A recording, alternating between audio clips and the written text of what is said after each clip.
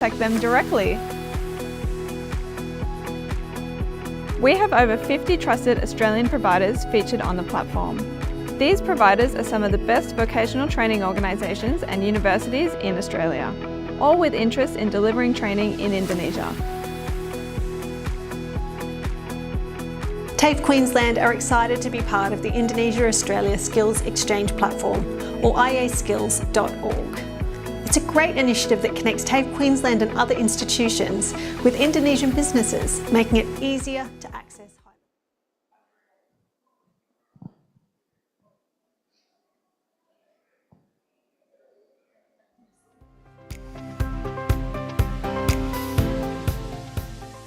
Selamat pagi Bapak dan Ibu, My name is Farah Ojianto from Katalis and would like to thank the IABC for the opportunity to partner for today's business breakfast event.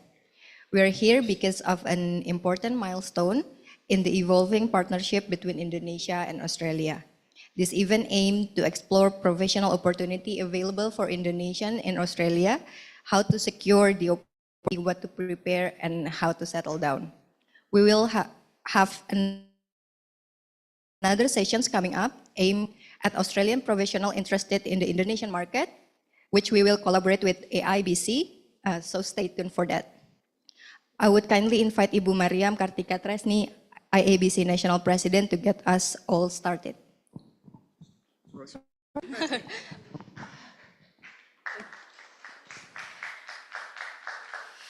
Hello, good morning. Welcome to the Katalis and IABC event this morning, and we're very happy to see all of you, and thank you for coming here.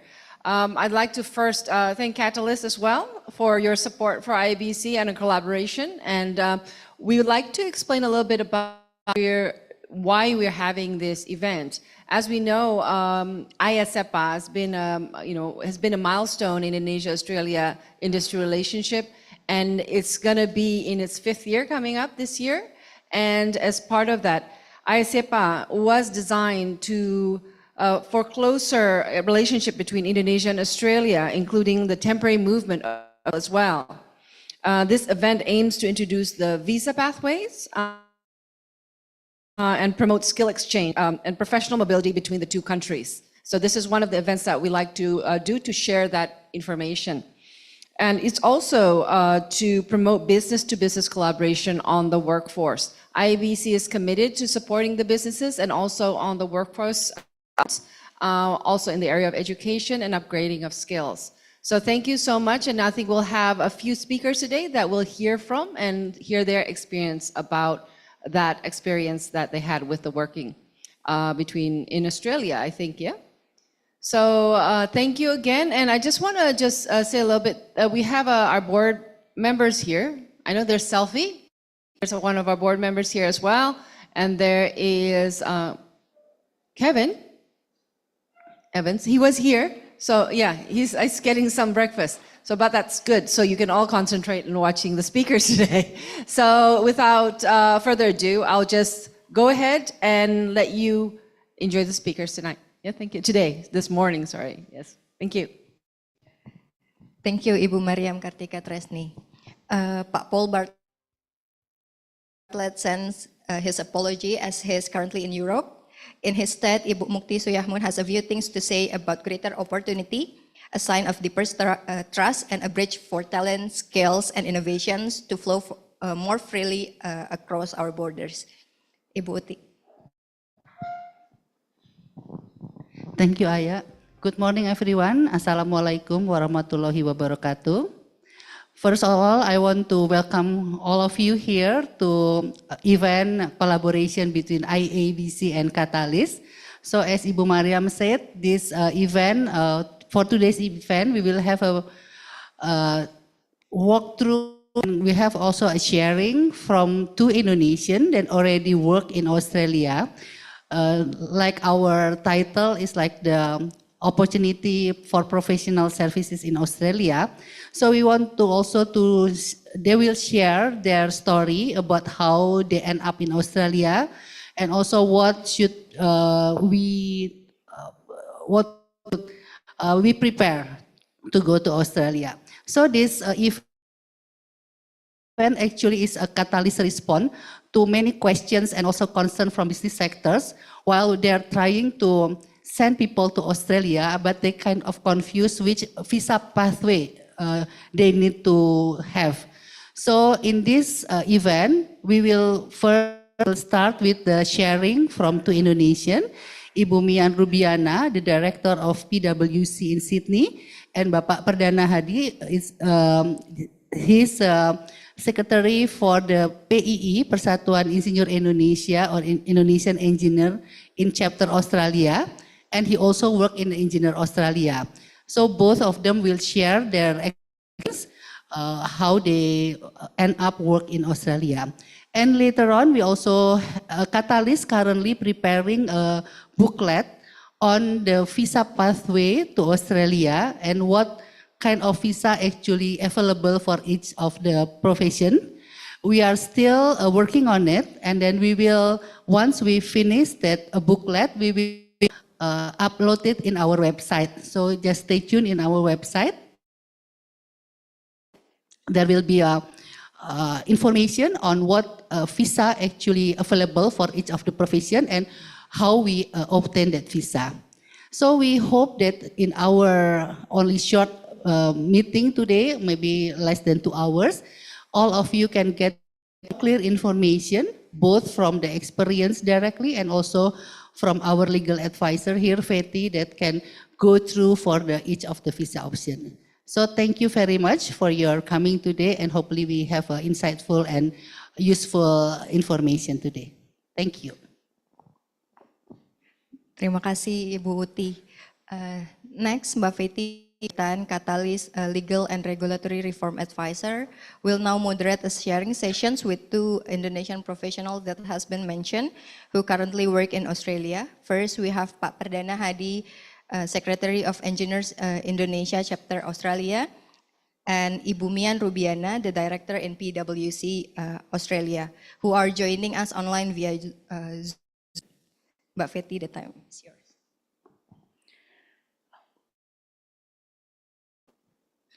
Thank you. So can we get the guest speakers online? Is it already on screen or still connecting? Okay, good morning, esteemed guests, ladies and gentlemen. Hope you have enjoyed some breakfast this morning. Some scenery on the back. It's good. My eye doctor said it's good to have, to take a look at green sceneries once every 1 hour. Just to relax our eye muscle. So now we're getting back to the screen again.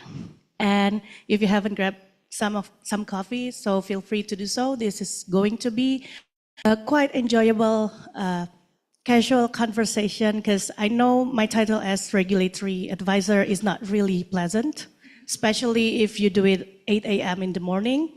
It's not gonna be very exciting, but we're trying to make it as relaxing as possible. So now, together with us, we have two speakers, Pak Perdana and also Mbak Mian. Hello. Can you hear our voice here? Yes, I can. Am I audible? Okay. Testing? Yes, good. Mbak Mian, is your Yes, testing. Can you guys sound hear me? okay? Yes. Okay. Sounds good.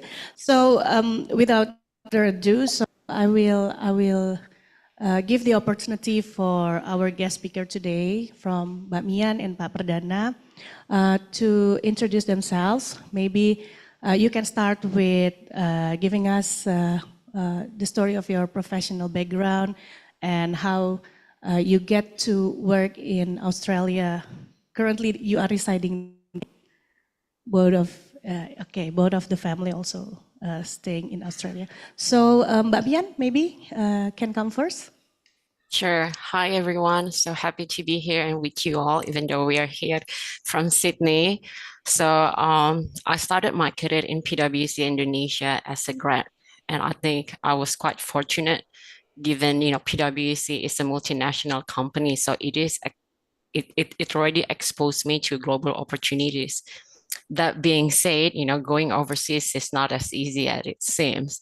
It took me quite a while expressing my desire to work overseas to then eventually being put into an interview with PwC Australia at the time to then finally being able to experience a secondment.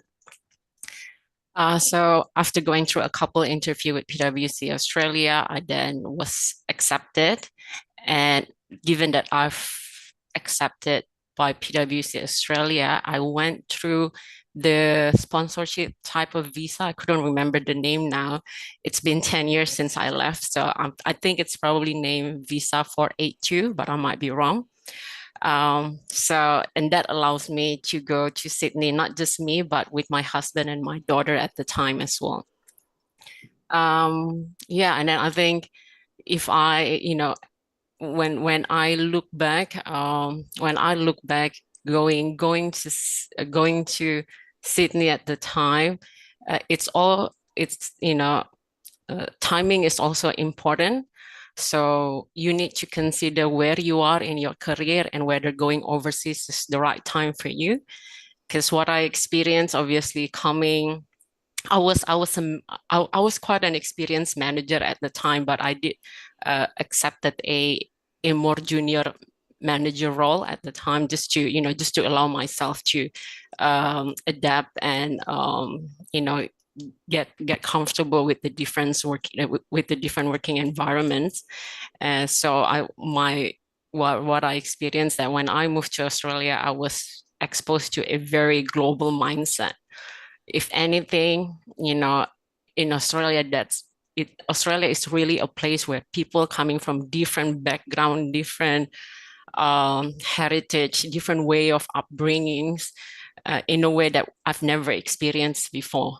So it does have its own challenges for me, and that's why I think a timing, when should you go, it's important as well. And then if you think about it, Indonesia is a developing economy. If you think about where the future, Indonesia is where you want to be as well. So this have if I can make any sharing, is just consider the timing and what exactly that you wanted in your long-term goals as well, and whether Australia or that be in Indonesia, it's the best place for you.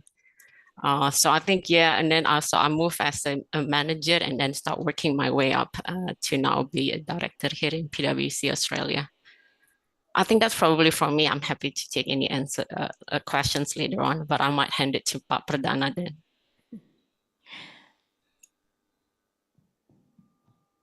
Yep. Thank you. And good morning, everyone. Firstly, thank you for the opportunity for let us have a sharing about our journey from where we were to now where we are. I think I second what Mian said. Firstly, we need to understand the scale of priority, like what you want to be, what is your priority. For example, if the education is priority, Australia is a good education country, but it won't be the best. So if I give you a little bit of my background, my name is Perdana Hadi Aini Anta. I'm from Kendal, Central Java. Before moving to Australia, actually, I was in Singapore for 12 years, so more than 10 years. And my wife at that time, 2016, said that she wanted to go for further study. So my wife is in academics, and the higher the study, of course, it could be better. So then I was quite surprised because, let's go for further study. But what she said is, we're going to go to Australia. I said, what? And what is even more surprising, she said, we will go to Canberra. I never heard Canberra before. I mean, I know there is Canberra, but when we refer ourselves to Australia, it's always Sydney, Melbourne, Brisbane, Adelaide, Perth, right? The big cities. But Canberra, what can we do over there? So that was my second surprise. But when we landed over here, fortunately, there are a lot of people from Indonesia. Majority of them are temporary students. So that we have a similar kind of features, like we are here for study. So we have a strong relationship up until now. And in fact, because Canberra is so small, we gather a lot, especially when there are opportunities in big celebration like Independence Day, which is coming soon. A lot of Indonesian will gather in Indonesian embassy, and that's where all the WOMs and then all the peoples coming from all over Indonesia come together, which is very great. So if I can mention a little bit of my journey again, I came here as a tourist, what we call tourist, turut istri. So my wife is the one studying. I'm the one who is going to support her. So, and then I joined a couple of another informal organization we call Indonesian Cleaner Association, in a sense, because at that time I was moving from Singapore from professional. And then from 12 years, I have developed my career, I've developed my network, and I have some position, I have some people reporting to me. But then coming here, I have to start from zero. That is something that sometimes gonna be hard.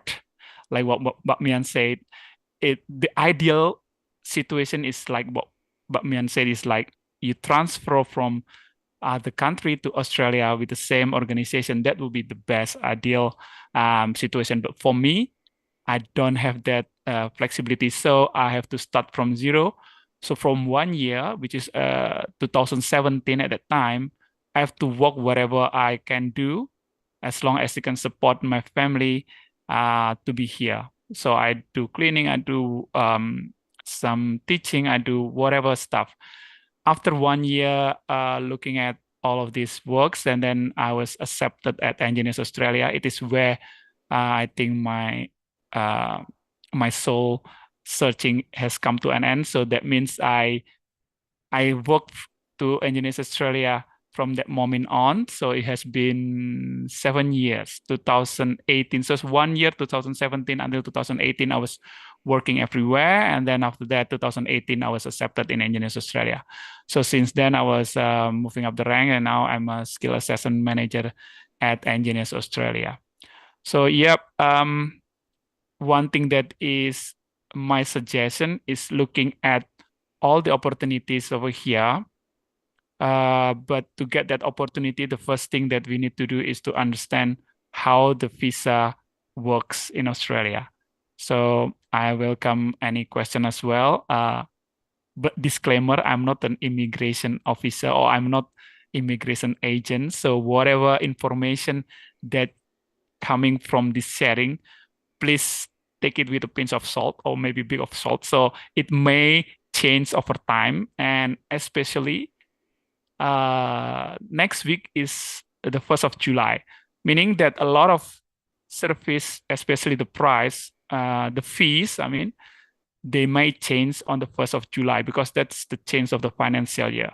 So what you see today, if let's say we are opening up Home Affairs website, it may change next week. So please take that as a rough guidance, take our sharing as rough guidance, but best for us, for everyone to go and check individually in the Home Affairs. Sometimes it is more relevant. By the way, I prepare a presentation, but I think we can just skip this one, and then we can go straight away to whatever that all the participants can or have questions. I'm okay with that as well.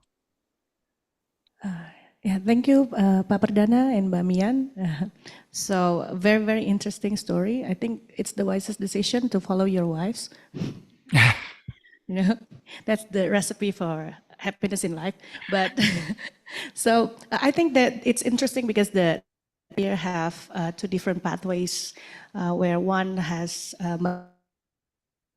Mian goes through the pathway of direct working visa from the company, while Pak Perdana is not really quite a straightforward. Yeah, it's a rocky road to working visa for Pak Perdana experience. So feel free to jump in and ask on how the process. Although we know that it's been like more than 5-6 years from where you obtain your working visa, but perhaps you can enlighten the audience on if you still can recall how you prepare for it and what are the biggest, what is in the website and what is in the regulation. It's on paper, but I think when we talk visa and immigration, it's more about individual case-by-case basis, and so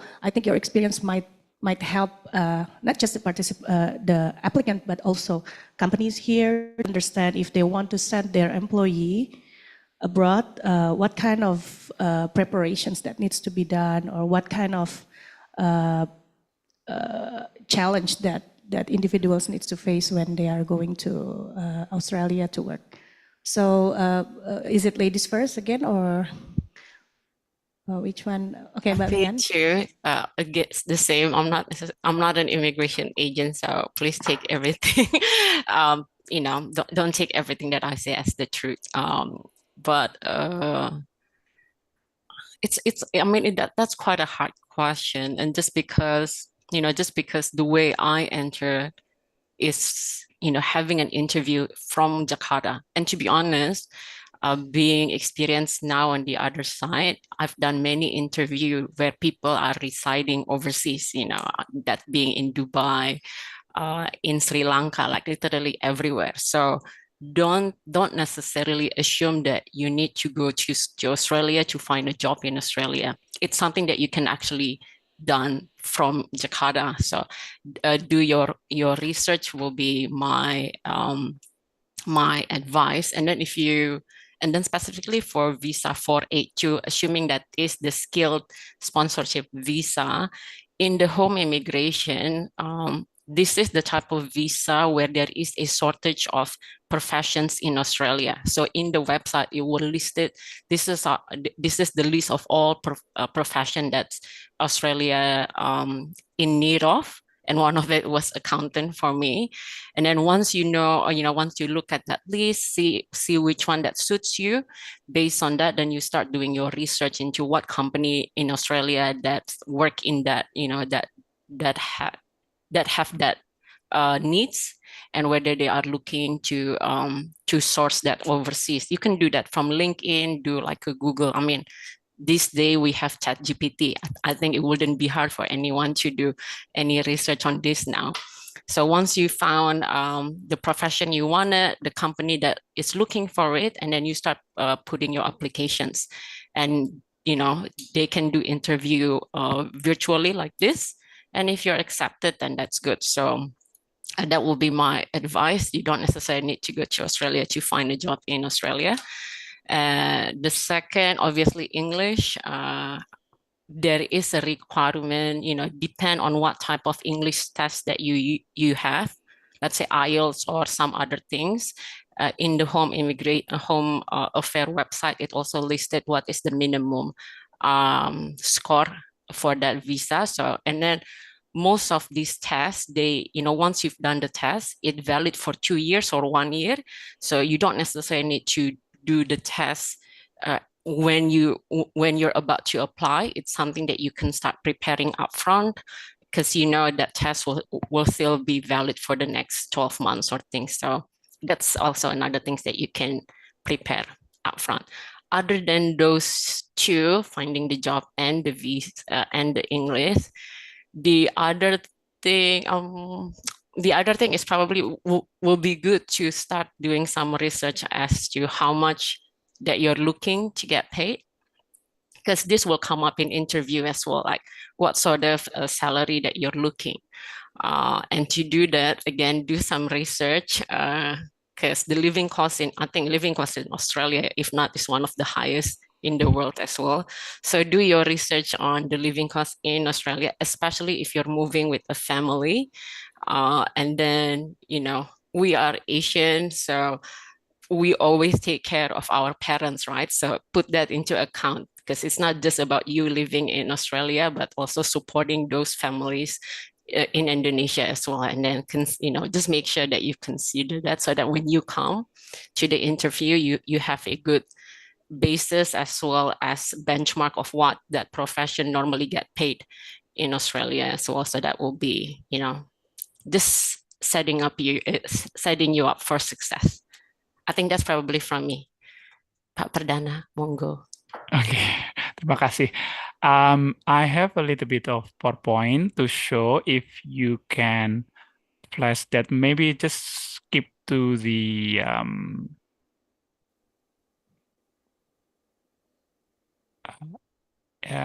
if you can show my PowerPoint, hopefully. By the way, while waiting, my experience is slightly different, of course, because I have to, let's just skip this one. Yes, this one. Okay, stop here maybe. Okay, before I talk about the good pro and cons, my experience is that I have to go through the whole point test system. This is the majority of migrants who are coming to Australia is through the points skill system. Ideally, if I have to go back, ideally, it would be like Mbak Mian, which is finding an employer that has branches all over the world and then ask for transfer. In fact, all my connections from Singapore that I have, a lot of my friends went to Australia or came to Australia is through this pathway. Some of them in Google Sydney, and then some of them from Continental. I have many friends, but almost all of them are going through this pathway, which means a transfer from a country to Australia, which is the ideal. But for me, it's different, so I have to go through the list. So they are correct. There are a couple of points, what you can say, that can determine the possibility of going to Australia. So the points, most importantly, is the age. The best age to come to Australia is 25 to 33. That is where, if I'm not mistaken, is 30 points. So basically, Home Affairs have a lot of lists, and if your point is 65 or higher, then you are welcome to lodge an expression of interest. So age is one thing. Then after that, qualification is another, work experience is another, and of course, the English test. And this is, again, I second Mbak Mian advice that English test is something that we can search. Your age is just come naturally, like we cannot return back. When I lodged my expression of interest, my age was 35. It's like not the ideal, but I still have points there. So what I tried to optimize when I was looking at visa application is my English test. I did a lot of English tests. IELTS, I did 3 or 4 times, I can't remember. And then I still can't pass the right, because I want to get the optimum point, which is superior English. Superior English means everything has to be 8. I still can't get 8 for my writing. It's impossible for me. Let's just put it that way. So then I look at the website, correct what Mbak Mian said, couple of alternatives. And then my friends suggest me, why don't you go to PTE? PTE is actually all computer-based. So in a way, you can try to trick the computer to get you better points, in a way, right? There are a couple of tips and tricks in YouTube or LinkedIn how to get a better test, especially in PTE, because PTE is purely computer-based. While IELTS, there is a human factor there in the interview and the writing, because you write down on a piece of paper and then they will kind of mark you. So there is a little bit of subjectiveness there. But for PTE, is purely computer-based. So if I can suggest, this one, the 4 lists that I have over here, the first thing is that whether you are eligible or not. If the age is closer to 45, is still eligible, but it's gonna be very hard. So the advice maybe not for you, but maybe for your member of family, your nephews, your friends, or even your son or your daughter, right? So this is sharing for everyone. Age is one factor that is very determining. And then the second one is English test. So English test, as much as you can, try to get the best point, which is, I think 20 points if you are reaching 8 for each and every single test subject there. But for me, IELTS is just impossible. So I go for PTE, and fortunately with about 2 months preparation for PTE, I get an equivalent of 8 IELTS, but in PTE. It's 79, by the way. 79 is like 8 in IELTS. The third advice that I have, whether you got job first or you got visa first, is chicken and egg problem. One will support the other. If you got the job first, that employment will support the visa. Or the other way around, if you got the visa first, then majority of employer over here in Australia will ask you, so what's your visa? So basically, if it is in my position, if I have absolutely necessary, I want to live and work in Australia, I will do at the same time. I know it's like double the efforts, but it supports each other. So while we are looking at the work, we also trying to get into visa system. And last but not least, of course, immigration, as I mentioned before, immigration website changes every time. In fact, if I give you my personal experience, my background is an electronics engineer. When I put in my expression of interest in 2017, electronics engineer was removed from the occupation. So that's why it was taking 2 years for me to get approved. So by 2017, it was removed or reduced, I can't remember exactly.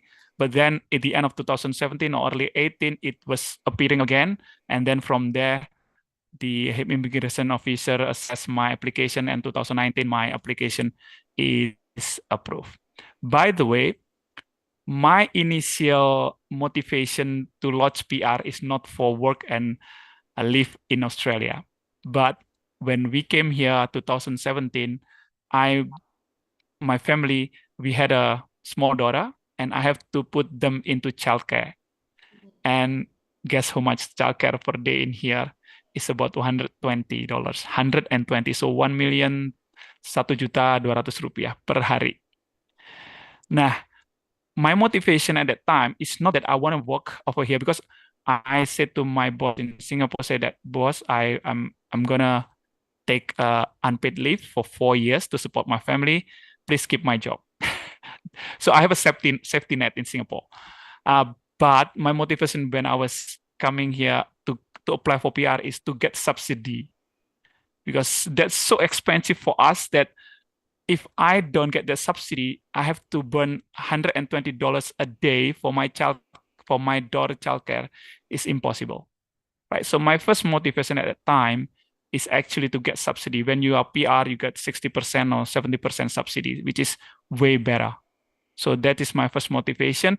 But along the way, then I grew up loving the city of Canberra. I know it's cold. Maybe you don't see it, but I'm wearing 1 and 2 layers of jacket. In fact, my inside is thermal wear, so it's like 3 layers of jacket. So something that you might have to think twice. Okay, when I was in Indonesia or in Singapore, I said, oh, it's gonna be good if, let's say, I can experience the cold weather. But when you are in a cold weather, that's it.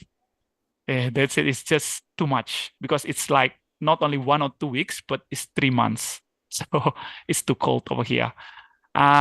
So yeah, that is something that you have to take into account once again. And if you go back 1 slide, please. Can I go back 1 slide? Yes. So this is the pro and cons of what we are doing here in Australia. So distance is one thing that I consider, because my parents are already in their 60s. If they have some issues, then going back to my place will take half a day at least, or maybe a day, because I need to fly from Jakarta anyway. So that's also goes both way. If my daughters or my son get sick, they are worried and they want to come here, it's not that easy. So these things might give a little bit of, you know, discomfort for our families. So it depends. Whenever we want to move to different countries, there has to be pro and cons, and you have to weigh both of them to ensure that your decision sound. That's my advice. Yep, I hope I answer. So take a look at the Home Affairs website every now and then. All the requirements are there, very clear. How much you need to pay, also very clear. It's just that sometimes the information is a bit overwhelming. I understand that.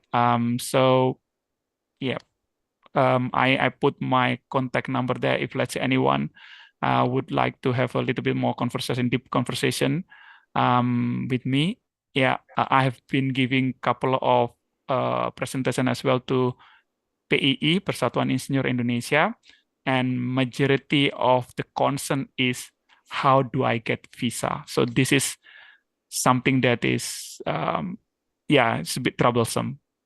But everything, all the information is there. It's just that it's sometimes getting a bit overwhelmed. Right. Thank you. Thank you, Pak Perdana and Mbak Mian. Very, very insightful story. Please stay with us for because we will have informative session, and then after that we will have Q&A. But along the session, please feel free to ask anything from the audience. We are welcome. So we're gonna have quite a quick 10 slides informative session from Katalis right now. So Katalis, understanding that we want to maximize IA-CEPA outcome for Indonesia and Australia, and one of the quite distinctive features of is actually the professional mobility and also the skills exchange that it's not always in any other economic partnership agreement, both from Australia and Indonesia's side. So this actually one of the unique features of IA-CEPA.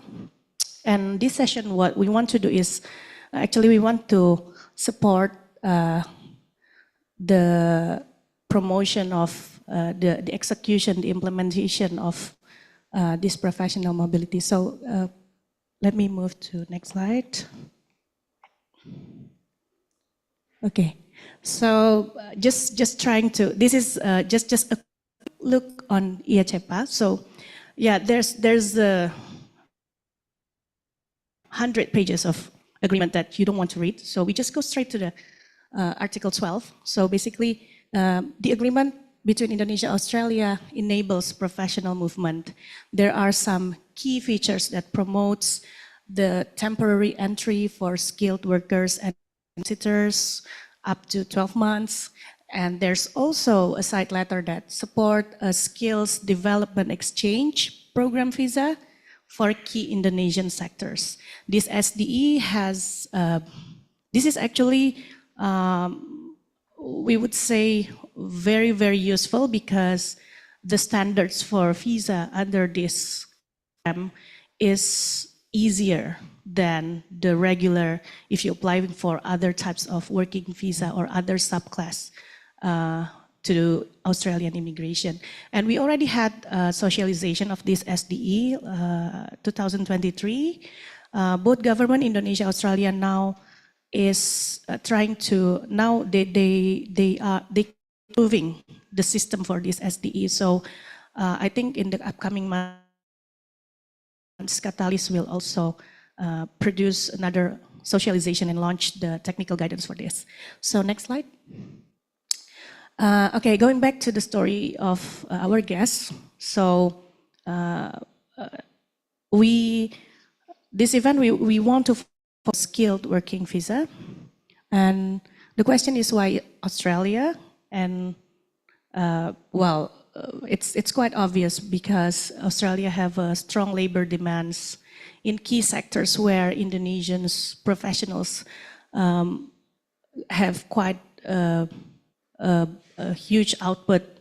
Like we see their demography in Australia, the age demography is coming to an older age, while in Indonesia we have a lot of younger professionals and not enough job employment within the country. Especially now, it's not just for the low-skilled workers, but a lot more Indians are graduates, have quite good prior working experience, and these are the reason why it's quite a perfect fit for Indonesian to work in Australia and filling in the job position. Like Mbak Mian said earlier, there are shortage skills. Usually the Department of Home Affairs, they release a list of the skills that is needed in Australia. And it's not always like the CEO level or director, executives, but actually this is more like mid-level professionals and can also be like chef. I think chef is one of the main that we see in the list that is released by Australian Department of Home Affairs. So these are the opportunities for Indonesia and Australia to supplement, to support each other. And we also see that this promotes, when Indonesian working in Australia, it promotes skill transfer, collaborations, because we see a lot of Indonesians working in Australia. We don't have the guests here, but from a lot of experience, when they go back here to Indonesia, a lot of business collaborations, a lot of innovations that is coming from their experience working there. So it promotes the skill transfer, and the output also enhance business partnerships and cooperations. There won't be IABC, I think, if there's no Indonesian going to work or having prior experience in Australia. So the next slide. Now we go to a little bit, just a quick technical. So Katalis is developing a technical guide on, we selected working for individual professionals to work in Australia. These technical guides also comes along with a spreadsheet of the potential in-demand jobs that we have curate. We take this list. I think there's more than 200 job professions in the list. It is taken from the Department of Home Affairs skills shortage list. And actually Indonesians, anyone can also access this list in the website, but sometimes, like Pak Perdana said, the information is too overwhelming because everything is there, but that is the problem. Everything is there. So to take a look at the 100, so we're trying to make it more easy to business companies and associations to take a look on this in-demand job profession, because once a classification of job is in the list, it is very much easier to obtain a visa because the Home Affairs consider as the skill shortage. Yeah. So there are 3 pointers that we need to, we will take a quick look: the temporary versus permanent visa, employee-sponsored versus individual applications, and the one that Pak Perdana mentioned, point-tested visa system. Next slide. So, like Mbak Mian's story, so the pathways, two types of visa: employer-sponsored and individual applications. So these two have the pros and cons, of course. It is sponsored, then there should be a job offer. You will go deal with the paperwork, of course. The contract needs to be drawn up. Everything needs to be prepared before you go to Australia. There is no points tested is more or less like a competence assessment and certification that you have the qualification for the jobs. So normally if it's employer sponsored, there's no need to do this test. There's no need to prove this to the immigration. But the downside, there's less flexibility, of course, because you get the visa, you can only work with the employer. And on the other hand, there is a PR pathway available for this. While individual applications, like Pak Perdana experience, you don't need job offer, but you need to go through the competence assessment, you go to the tests, you need to pass the test, you need to get the score that, the minimum score that is required. But there is a high flexibility where you can apply, depends of course on the subclass visa, but you can apply for different companies and also regions. This is also have a PR pathway. Next slide. So this is the one that I think when we started the technical guide, there aren't much information that, or there's the awareness of this point-tested visa system is not really high, so we will try to highlight this. Points-tested visa system process, like at first, if you want to get a visa that is based on this system, working visa in Australia based on this system, you need to first check the skilled list occupations. So make sure that the occupations that you are going to apply, like Pak Perdana, electrical engineering, just taken off from the list. So it makes you getting to get the visa is, it's much more difficult. But if your professional, let's say like chef, is in the skilled list, it's already like quite half of the way for you to get visa in Australia. After you see the list and knows there's profession that is in shortage. Of course, there is a skills assessment that you need to go through. And I think the good side of a lot of the assessment system in Australia is, I think some part of them you can done online, like the PT, like the language test. There are so many to do it online too. And of course, achieving the score that is required. And after that, you submit. So you got all this competence assessment pass. You submit the file to SkillsLec. This is also Department of Home Affairs affiliate platforms for applying for skilled work visa. You get, so if they see that, okay, all the requirements are correct, it's in place, you will receive an invitation, email invitation to apply for the visa within a specific time frame. So that is for the points-tested visa system. If you got this invitation to apply, more or less, unless there are major the documents, it should be like actually the visa approval is not not as difficult as if you apply not through this system. Next slide. Okay, so we want to talk a bit about what is ANSCO and OSCA. So OSCA is Occupation Standard Classification Australia. Why we mention this? Because earlier we talked about if you want to apply under skilled working visa, you need to check if your occupation is in the list. Now, how the Home Affairs list down the occupation is based on OSCA score, what we call. So it's like numbers, classifications, and then there is the job professions, and then there is the assessing authority that is that gonna be the authority that testing you, the certified that you are competent for the profession. As an example, if Pak Perdana, electrical engineering, there's a specific code from ANSCO or OSCA. ANSCO is the old version of OSCA.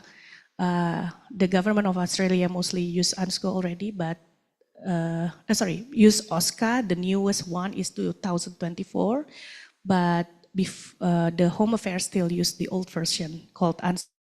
So electrical engineering is under the competence assessment, let's say under Engineers Australia. So they are the ones that going to go through the competence or tests for the profession. And we just want to note, Pak Perdana said every July the immigration change. Now this year is actually the year where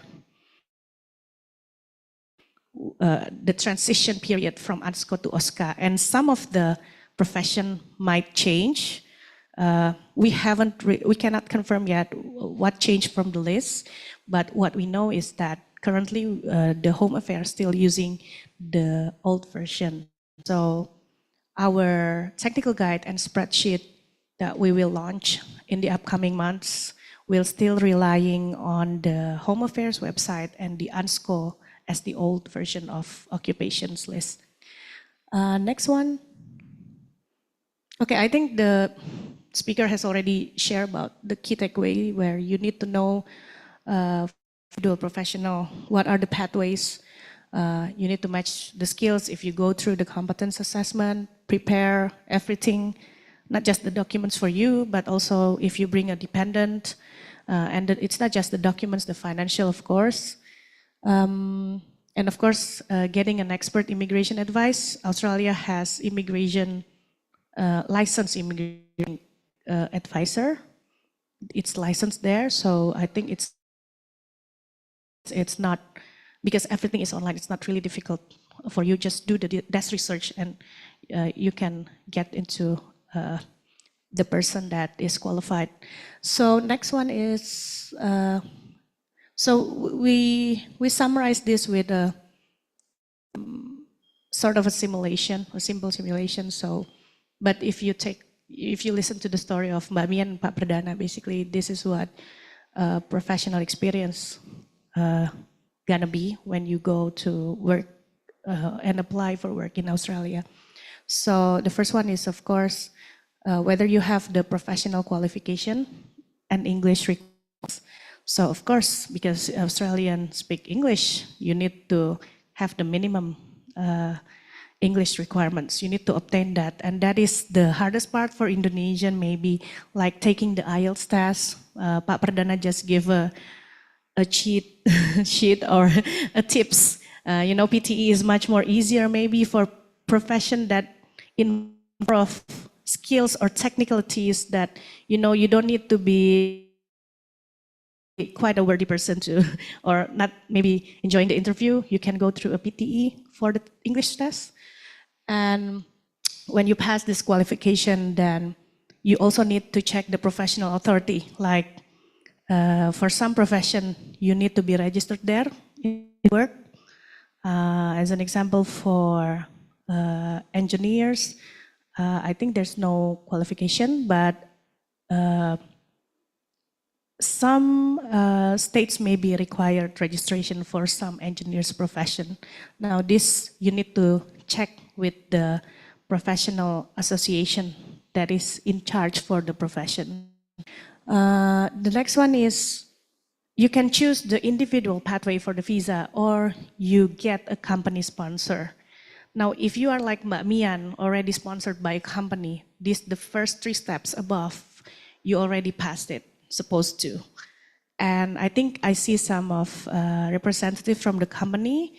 Of course, from the experience, it will be helpful if the applicants can access the jobs online and also go through online interview.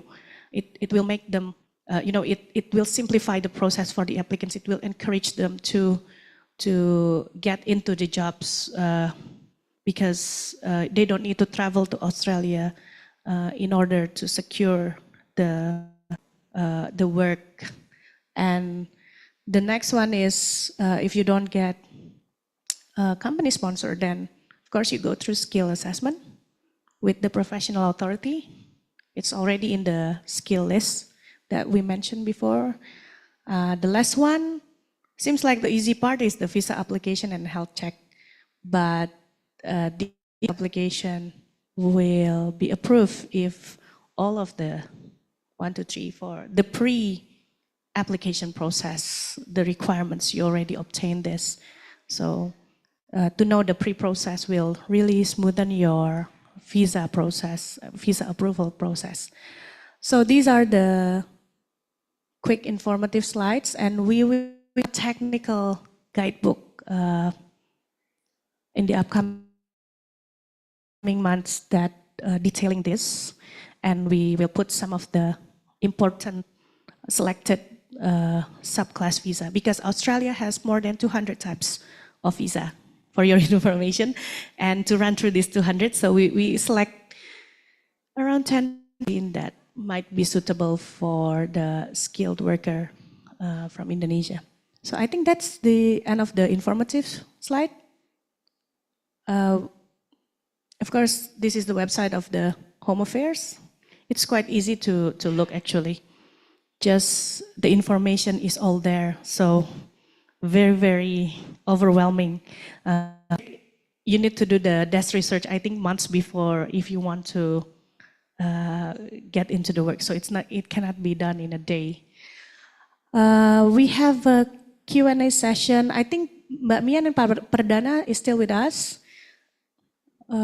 Feel free to jump in and to ask anything. I think I see from over there. Sebelumnya kalau boleh saya tambahin sedikit, I just want to add that sorry. So I'm from Engineers Australia. So to obtain skill assessment for those whose background is engineer, they have to go through us. And coincidentally, I'm in the team of skill assessment. So if you want to know more, I'm here. Just ask me. Shoot it. Yeah. Oh, okay.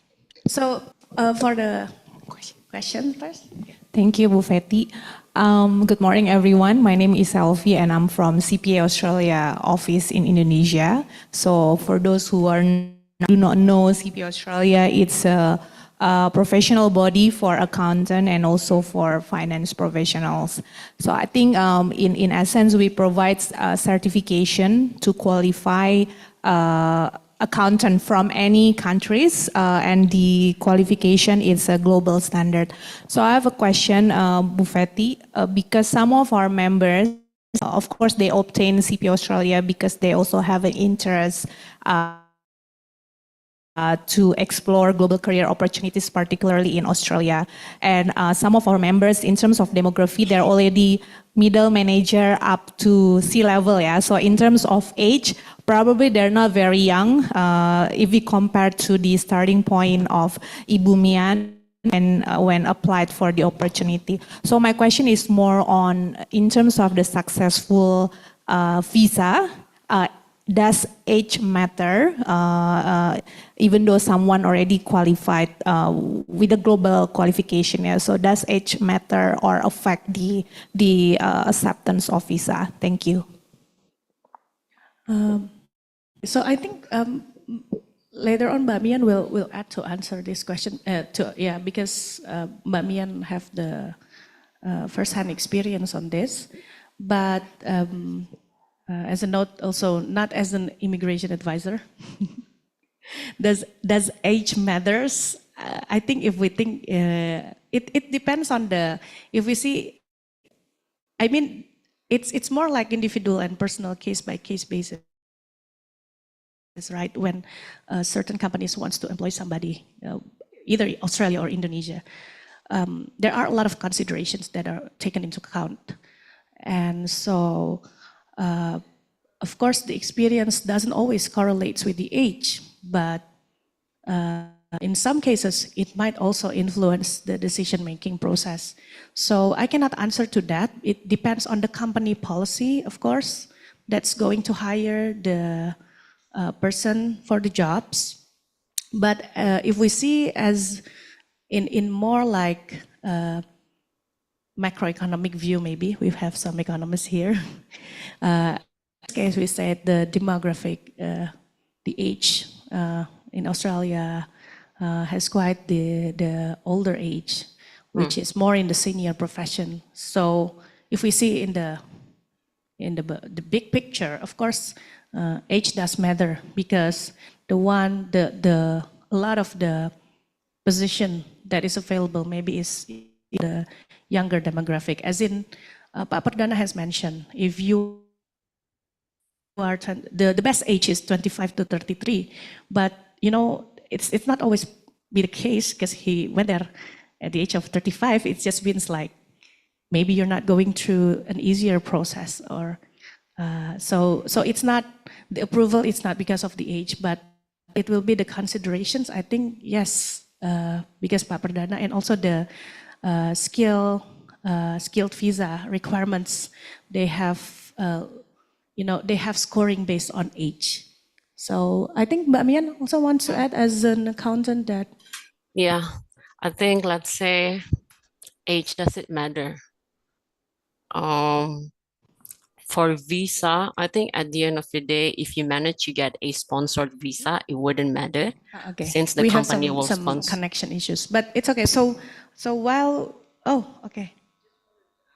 Can you hear me? Follow-up questions. Okay. On again. Sorry, Can you we're hear me? breaking up. Okay, now it's good. Okay. I mean, age, I think if you manage to land on a sponsored visa, I don't think it will matter, the age. But if it's not through a sponsored visa, frankly, I think it will matters. Because what's the goal? Because let's say if you're Australia already in a mature age anyway, so that's not what they're looking for. And if it's already quite a senior position, especially if it's a C-level, I would recommend just buy a company in Australia rather than applying as an employee in Australia. And then the other challenges for a professional in a more senior level, there's quite, from my own experience, there's quite a number of challenges, because it's not just a matter of your being competent, but also you understanding how the business work in Australia. What are the name of the cities? Because sometimes this conversation come up in a business setting, and you might not know what are they referring to, because you don't know the politics situation, you don't know the country, city, states, and how the state and the Commonwealth work, or you also don't know some of the normal regulations that's the say the standard regulations within that business setting. So that so coming as a more senior level, on day one, it's something that's expected of you. So yes, you are competent, but I feel like it would be good to come a bit younger, so you can learn these things in a early as early, rather than coming in that position expected to know it all. So I think that's it. And then if you think about English is one thing. The second is the accent.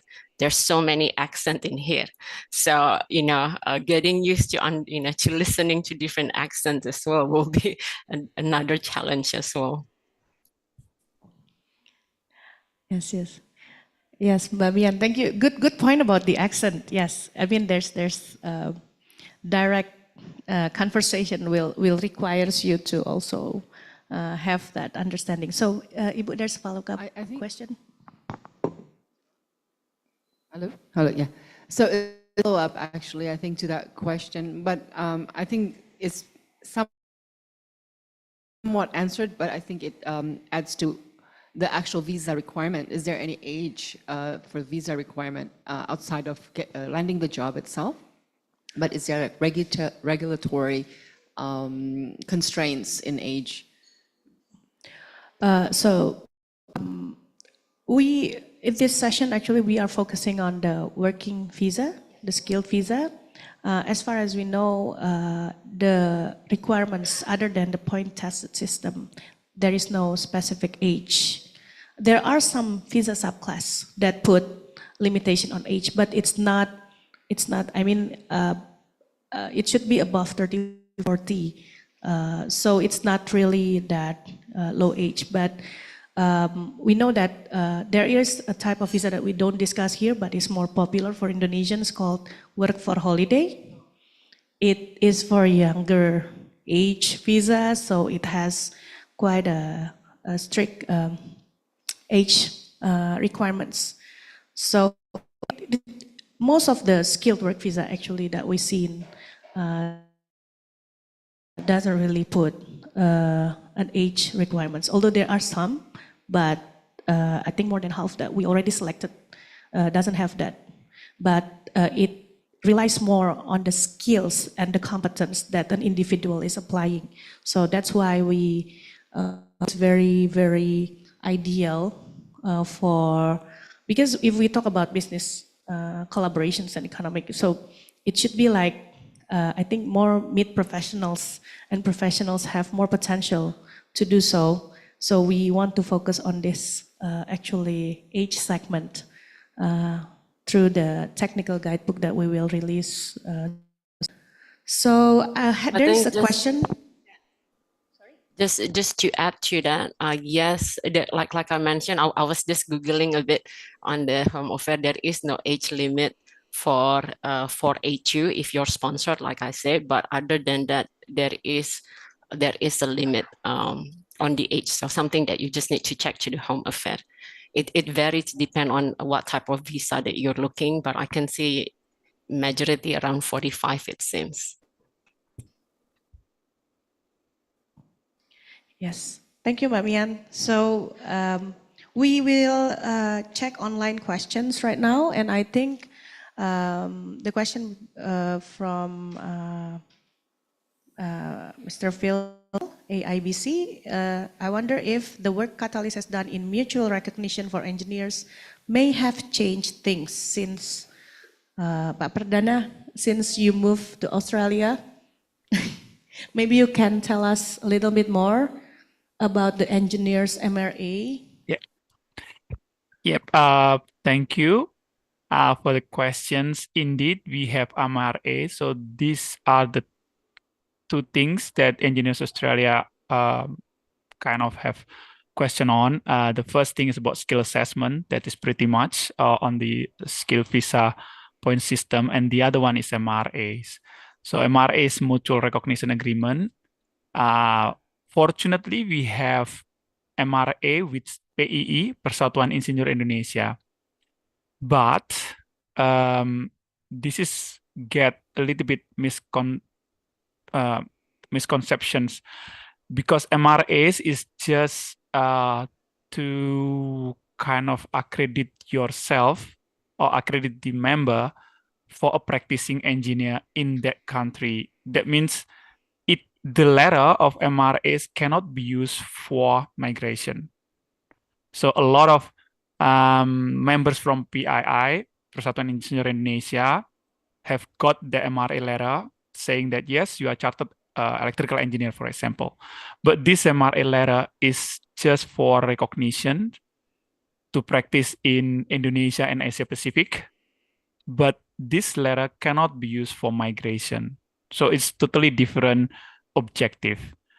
Whether it is useful, definitely, especially if you are moving to Australia. Say, for example, you got MRAs and then your visa is approved. That MRAs can give you a lot of access to a lot of states, especially in Queensland. Engineers in mechanical, civil, and electrical, they need to be registered to be able to practice. Well, for obvious reason, for example, to sign documents and whatnot.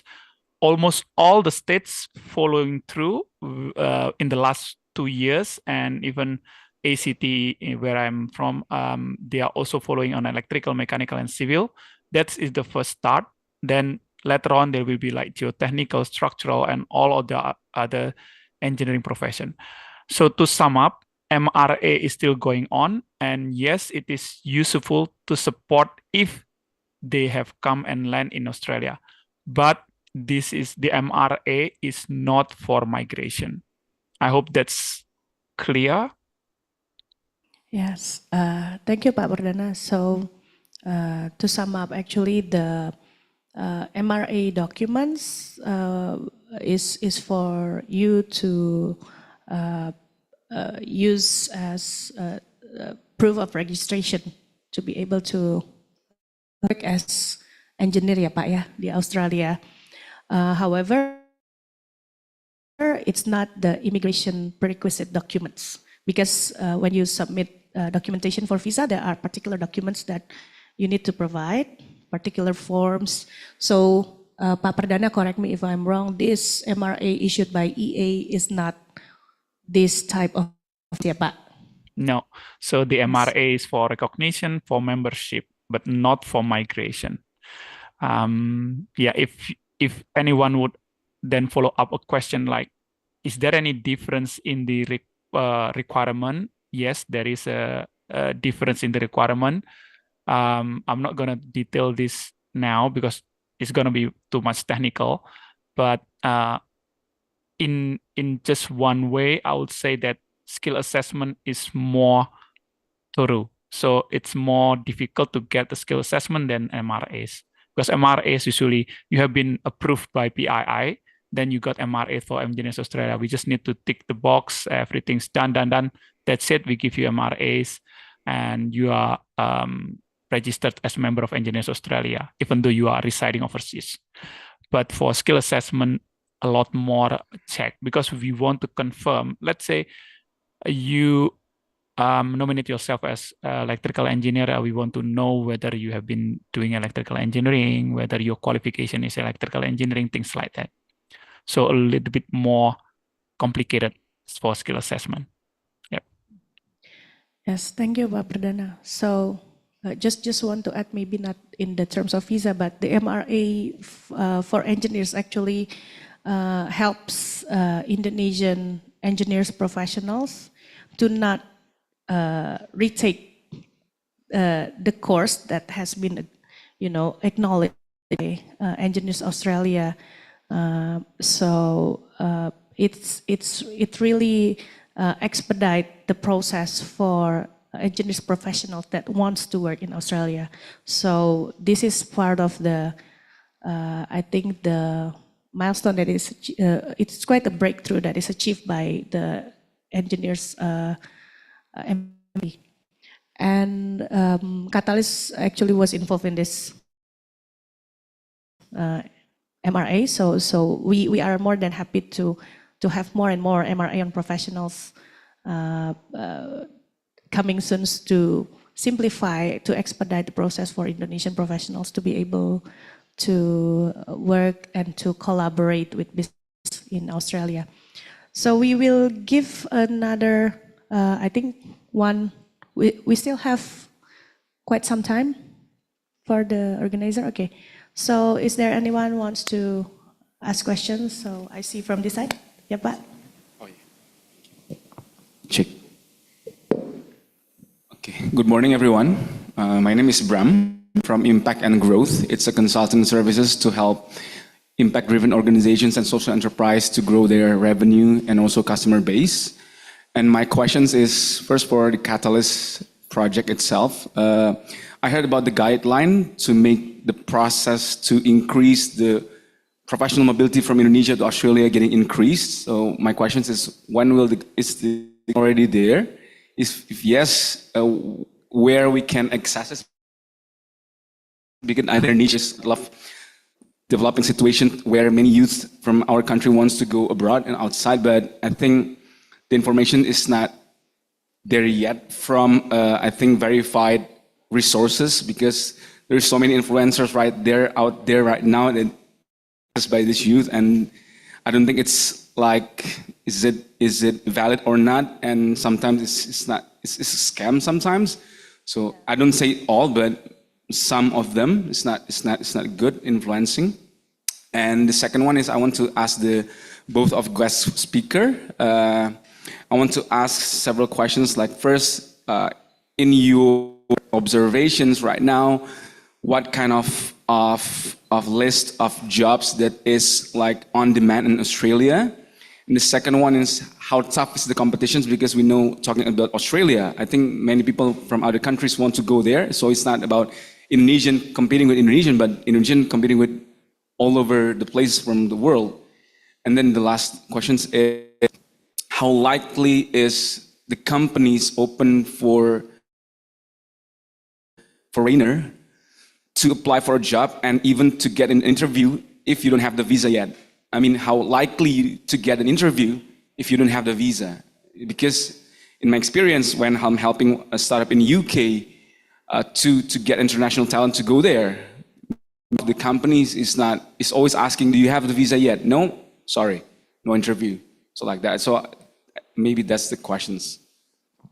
Okay. So, okay, the quick answer for the technical guidebook, it should come by August, the latest.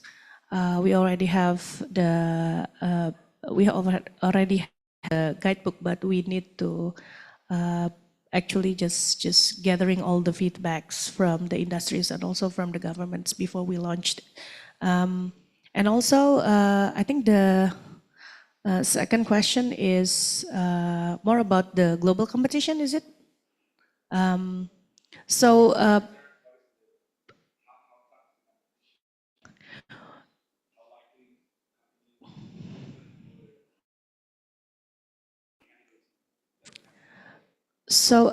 think we need to, there should be a further, actually, there should be a further study on that, because as far as we know, from the website of Hires, the top 3 skilled professionals coming to Australia is actually from India, China, and Philippines. And these are the 3 countries. Indonesia not even in the top 10 countries, but we do know a lot of Indonesian go to Australia, Australia go to Indonesia, a lot of Indonesian study in Australia, but we haven't got really into the data as to why there aren't so many skilled professionals going to. So it's not just the competition, but applying there. So this is why we have this kind of session, the informative session. We want to raise the awareness first. And we also want to talk with the business and companies and industries about all the potential pathways and maybe the challenges and why it's not. I think a lot of stakeholders that we met always say about English requirements, because we know, like, let's say India and Philippines, we know in average that their English competence are quite Indonesia. That's one. But other than that, we don't really have sufficient data to analyze the competition between Indonesia and other countries to work in Australia. But what we do know is that there's big opportunities, because what we carefully selected the skilled list in Australia is actually there are more than 200 job classifications. There are more than 200 occupations, and it's not always the master degree level occupations that is available for that Australia is actually in demand. So when it says in demand, national shortage, that means the whole states are in need of this, of people that coming with this kind of skills. Like, as an example, one of the top approved skilled visa is actually for chef. And one of the profession, let's say in the list, is early childhood teacher, and there are level junior manager for hospitality. You know, those kinds of professions is in the shortage. And we trust that, you know, let's say hospitality, tourism, Indonesia quite have an advantage. I think English should not be quite a tough requirements for the worker in this field from Indonesia, but of course, why there's not so many applicants, how is the competition? Katalis haven't got into that data or work yet, but we are happy to accept feedback, inputs, inquiries from IABC members, from companies, if there are things that we can help to clarify, or we can help to promote, not just in this visa, also for professional mobilities. So I hope that answered the question, Pak. Yes, and there's also maybe guest speakers who wants to add. Well, I think I was reflecting on my own, experience at the time. If it's not because I work in a multinational company, it wouldn't come to me naturally that I can apply for work anywhere in other part of the country. I think it's the mindset. But then what surprises me when I moved to Sydney, the people that I encountered, those are the people that, they just search the job um, online or through LinkedIn and apply. It's not because they work in other PwC, they just apply for it. And some of the people, that I work with, they've before coming to Sydney, they've been working in 3 or 2 other countries before deciding to move to Sydney. It seems like it's a common thing for them to, that they really have this global citizen mindset that even though I'm Indonesian, doesn't necessarily means my job are limited in Indonesia. I can apply everywhere. It's just something that I don't have it in me at the time. So I don't know whether that's a cultural thing. If you think about India and Philippines, these are the hubs for shared services in major companies. In US, in the UK, in Australia, we use a shared service center based in Philippines and India. So they're very much exposed of working with Australian company or US companies, and it kind of opened their mind. You know what, I can apply to that company instead of just working from Philippines and India. And it's not something that we have it in Indonesia, I guess. So that's probably why. That's just speaking from experience, though. I don't have any data or facts with me, but that's just my reflection. Thank you, Mbak Mian. Pak Perdana maybe wants to add too. Yes, it is correctly said by Mbak Mian. I think one thing is about the mindset. Kalau orang Jawa bilang mangan ramangan sing penting ngumpul. You eat or not eat, you just go together. So the mindset that I have when I was first went to Singapore for my study, my father immediately after graduation, my father asked me, "So when are you coming back?" So it's not like okay, you can just work there, but when are you coming back? So it seems to me, first is that the mindset of many young Indonesian at that time, maybe not now, but at that time, was that they don't need to work overseas. I mean, we comfortable with the way a lot of closeness to families, closeness with neighbors, and a lot of I would say localized knowledge that prevent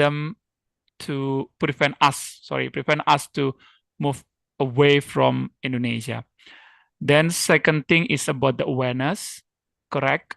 So a lot of Indonesian don't really know that these are opportunities to go to Australia for work. Of course, the other part is about the financial commitment, because if you look through the Home Affairs website, the visa cost is a lot. When I mean a lot, is a lot of commitment, basically. So, but if you think it that way, once you landed a visa and you come here, that cost can be recovered within months or maybe 1 or 2 months. That's easily, because the salary over here is quite high. So in the view of Australian, that visa cost is not that high, but in view of average Indonesians, this is something that has to be taken into account, basically. So why not many Indonesians are here? There are many actually as a students, but not many professional, is because probably first is the mindset, second is the awareness. Follow up the questions just now about what professions are there. I cannot speak on behalf of all, but for engineers' point of view, top 3 that is always popular is civil, mechanical, and electrical. Unfortunately, because of this popular in Australia, I mean, from Home Affairs point of view, a lot of people from all other countries are also aiming for this one. So there are a lot of competitions. for these three occupations. And lastly, how likely to get interview if, let's say, I don't have visa? Well, that's a tricky question, to be honest. I cannot say 100% that that company will not interview, especially when you are exposed, when applicant is exposed to international standard, like what Mian said. But if it is like me, for example, if I don't have that full-time right as using student visa, I probably wouldn't land at any job. I have been interviewed 5 times before I landed, 5 or 6 times before I landed into Indonesia, Australia, and all of them indeed asked me, "What is your visa status?" And luckily for me, I said I'm a spouse of a PhD student, so I can work full time. There is one other question that I really hate. Unfortunately, it happens many. It's not probably not question, but a comment. At the end of the interview, there is one comment that really doesn't go well with me, is that you don't have local experience. So after 3-4 times I get that reply. In the last interview that I get, I said to the interviewer, if you don't give me an opportunity to work, how can I get local experience, right? So it's something that probably will get you a lot, because that's probably just a formality to say, you're not selected. I get it. But to get that comment is really something a bit, off limit in my sense. But you'll get that kind of comment every now and then. That's okay. I mean, take it as a constructive feedback, by the way. All right. Thank you, Pak Perdana. Yes, to conclude, so we're talking about the global competition earlier, before the speaker answers. So I think the competition is not about global, but it's more about how you, as an individual applicant for the jobs, you prepare yourself well. And it's more about whether finding the right match, right? Finding a job is like a little bit like finding the right match. So if you are a match for the employee, for the company, for the jobs, then like Mbak Mian, remote or not, you basically it will eventually happen. But again, earlier the preparation is also like age you cannot prepare, but language and also professional qualifications, those are the things that financial. So a lot of applicants don't think at this stage, but to have a sort of savings, for the upcoming months, or to apply for visa, which is not cheap. You need to have that prepared before you get the job or get the contract or sign the contract and applying for the visa. Even I think health check also is quite an amount for a lot of Indonesians. So I think that's to conclude. So another important information from Katalis is that I know that skilled visa is very, very challenging. So that's why in IA-CEPA we have what is called as Skills Development Exchange Program, SDE, which is a special temporary work visa, but it should be a company-sponsored visa. Should be a company either in Indonesia or Australia that is applying, and it really simplify a lot of requirements that you need to prepare compared to the regular working visa. But the downside may be, you find a company to sponsors, and also it is a temporary for 12 to 24, up to 24 months. So, but it does gives you, like Pak Perdana said, a sense of local experience. It is a first step maybe that can help professionals to, get experience that can help them to eventually maybe work in the company in Australia. And it's very useful also for Australian company or Indonesian company that is sending their employee for the job because the requirements, we will say like very simple compared to the regular working visa. And Katalis have another, I think, socialization in the upcoming months, but after the guidebook on this mobility visa, I think. So I think that to conclude our informative session, and I will give the floor to the MC for any announcement. Thank you.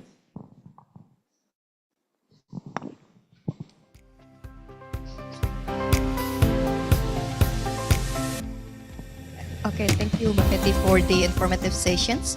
Before I close the event today, I would like to also mention that we have short sessions for professional individuals. So to finalizing our mobility visa guidebook, we kindly seek your feedback or even questions. So could you, the team, show the QR code for, yeah, so we would like to seek a feedback for today's event or for any further questions that happen, maybe not yet mentioned today through these short questions, and we will use it to finalize our guidebook. So the Q&A sessions is our last sessions today. I would like to say thank you for all IABC members for coming and join today's event. And once again to thank IABC and all the speakers that made this event today available. So have a great day, and please, for offline participants, please enjoy the buffet at the back of this area. Thank you. Have a great day.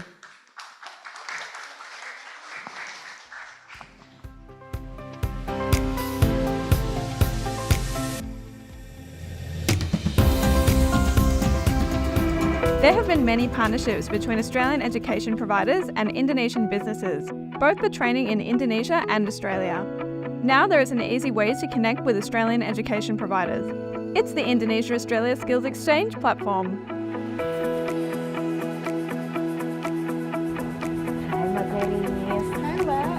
Apa kabar Mbak? Baik, apa kabar? Baik juga. Have a nice day ya Mbak. Yeah, you too. Jump onto IA-skills.org and see hundreds of courses by renowned Australian education providers. It's simple and straightforward. Everything is right there on the platform. Should I take this to the meeting room? Yeah, great.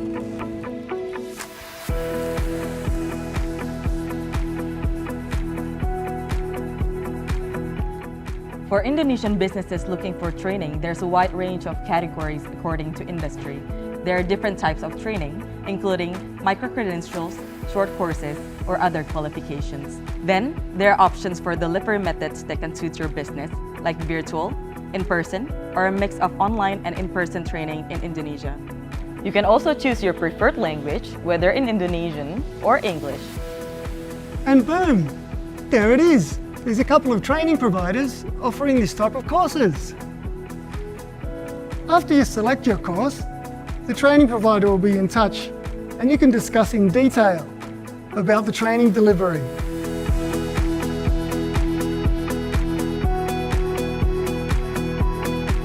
If you haven't found the right course for you, you can request for a course to be designed for your business.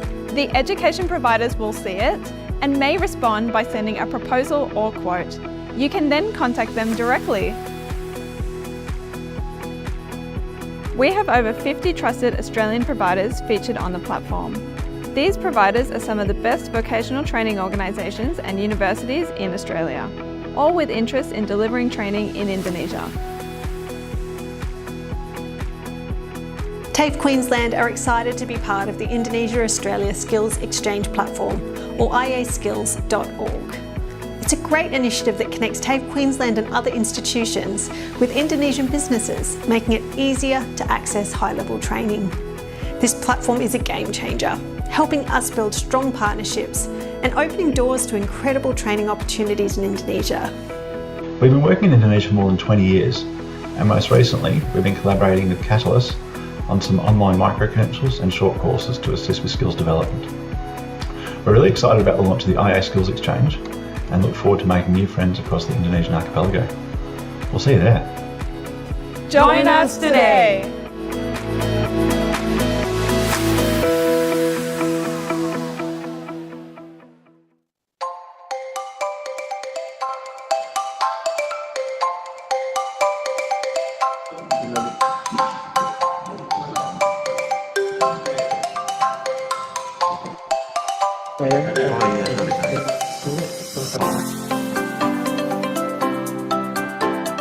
Layanan kesehatan merupakan program prioritas pemerintah Indonesia.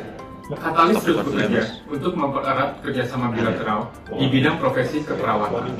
Kolaborasi kami dengan The Australian Center akan menghasilkan pemahaman yang lebih baik terkait dengan peluang pasar, kualifikasi, dan syarat pendaftaran bagi perawat profesional di Indonesia dan Australia, khususnya untuk menghasilkan peluang kerjasama ekonomi dan juga kesehatan bagi kedua negara. The Australia-Indonesia Centre is excited to partner with Katalis on this important project and make sure we provide practical solutions to a mutual problem. The Australia-Indonesia Centre has a vast network of universities and strong connections with industry. We've put together a team of experts from the health and nursing fields to explore how we can share nursing skills across both countries.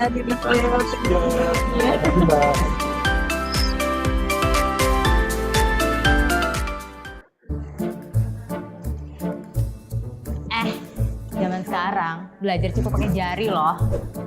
Maksudnya? Iya, tinggal searching kursus online aja di internet. Tapi aku mau yang terpercaya dari Australia. Aussie, Don Anden, idaman aku itu.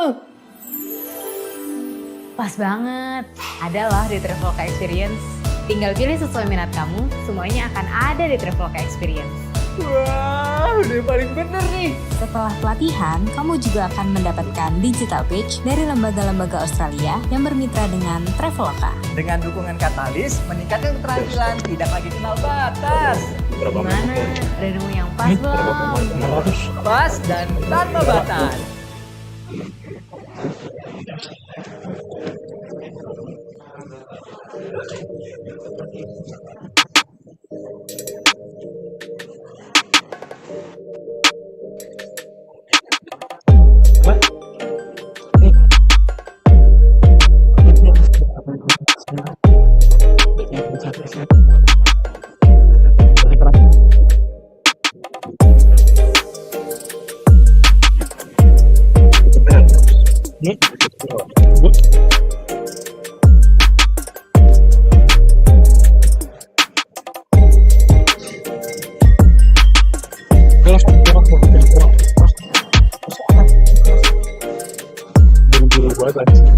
Buru-buru banget aja kalau nggak ada lama lagi gitu. Ada NFC aja. Ada NFC gimana? Kayak Disney Plus aja.